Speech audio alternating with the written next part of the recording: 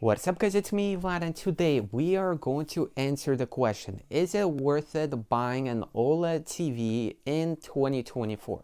I'm gonna be honest with y'all, I've been previously using this old thick TV I had, which I bought like from a tag sale like quite a while ago, and only recently I have upgraded to really see the difference between TVs and kind of share it with y'all. You guys might see over here I actually have my TV that I mainly use for my PlayStation 5 and just watching like YouTube or TV shows or anything like that.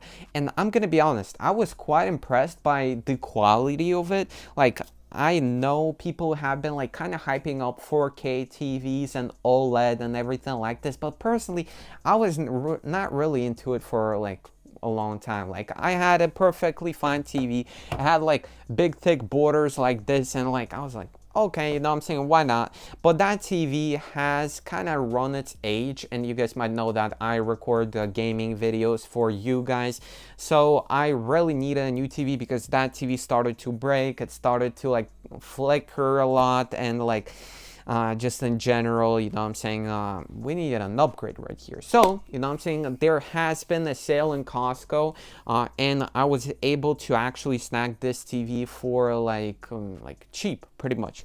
Yeah, so I've been using it for like quite a while already. Okay guys, as you can see, we have the PlayStation on, and as you guys can see, I've been playing quite a bit of games this year, and specifically to actually test out this TV and just say my true honest thoughts about it, because I would be honest with y'all if it was like not worth it or if it would be worth it. But this TV is the LG C4. It comes in with 120 hertz, pretty much smooth picture for PlayStation 5, and if you have a PC, it will be pretty much 144 hertz, which is like the difference between C3 and C4 model. And I've been surprised by how great this was. I played, like you guys can notice over here, I usually delete the games I already played, but if I go to profile over here, you guys can notice I've been playing The Witcher 3, which is the updated version with HDR and all of the thingies. I've played Shadow of the Colossus. I would say this game surprised me the most by just the quality of it. Like, I've been taking screenshots up on screenshots, and I don't even post them anywhere. I know a bunch of people have like hobbies to post screenshots. I just take screenshots because I'm just kind of like surprised by how beautiful the TV is, like at representing pictures and everything. Like, you guys can notice this is Ghost of Tsushima. I started playing this game on the old TV. I'm looking at this on the new one with 4K HDR. Like, it's a day and night. I'm gonna be honest.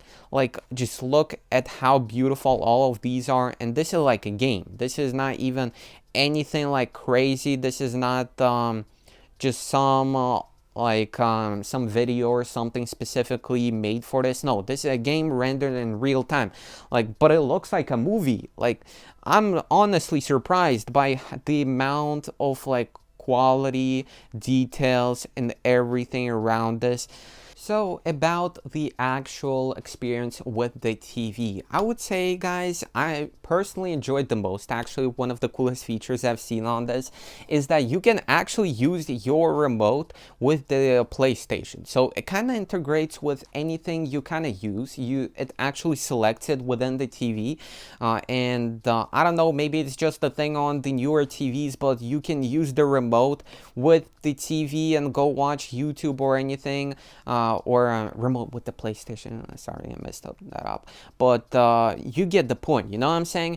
And as far as the actual experience goes, yeah, 120 hertz was a great bit of deal, like comparatively to the upgrades within the actual like gaming space, like with the smoothness and everything. But let's be real, like most games don't support 120 hertz, and most of the media you consume isn't 120 hertz nowadays, but for example, some games are, and if you actually kind of go and use 120 hertz for a while, you'll definitely notice the difference. But what I personally found the best actual feature between this is VRR.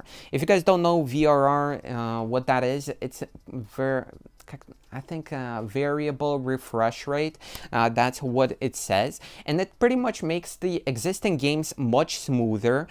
Just for example, I played Ratchet and Clank, and that game caps at 60 FPS for ray tracing, but VRR actually enables you to go ahead and play the, like, really almost any game that supports it with more pretty much FPS. So for example, it's not like 60 FPS, it's like 70 FPS. On games that are 30 FPS on the highest quality settings, it's actually like 40 FPS, so it looks much smoother than like 30 FPS. And pretty much, like, I know it's kind of confusing, but it makes games much smoother, and even some of the older titles, like I've been replaying some of the Assassin's Creed games recently, and those have been great, but mostly like the features on the newer games like The Last of Us Part 1, yeah, as I've said before, Dead Space I enjoyed. I tried it for a little though, because I'm kind of like scared of horror games, and especially on TV such as these ones, it's kind of hard to play. But yeah, overall, you know what I'm saying, I'm gonna say the picture beautiful. And even if you're thinking about a PS5 Pro, I would highly advise going against the PS5 Pro. Get yourself a good new OLED TV, in my personal opinion, and you're gonna see much more of a difference between like buying a new TV than even a PS5 Pro, because this TV actually costed me, believe it or not, less than the PS5 Pro. I actually bought it for like a crazy deal at Costco, and like realistically, like it's technically it's 48 inches, like, so it's pretty small. Like, I know it looks kind of small in the camera, but I'm not playing it from that far of a distance. Like, I just have this cozy nice setup in my room, and in real life it actually looks bigger, man.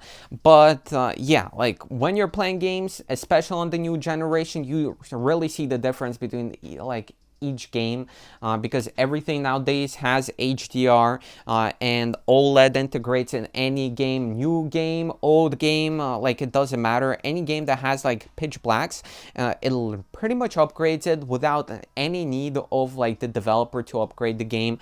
So I would say that the OLED like is worth the hype. Nowadays OLED TVs are the cheapest you can get them, so like I'm telling you guys, go to your store, look at some of the Christmas deals or anything like this, and I recommend personally going and getting the LG C series, so C3, C4, doesn't matter really. I know Samsung actually makes the brighter TVs, but the brightness on this TV has been perfectly fine for me when I've been watching like YouTube or anything like that. Like, I mean, it just looks great.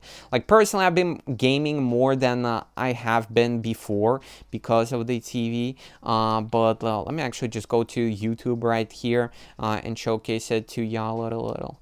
Okay, I'm actually not sure. Where am I? Where am I in this space, man?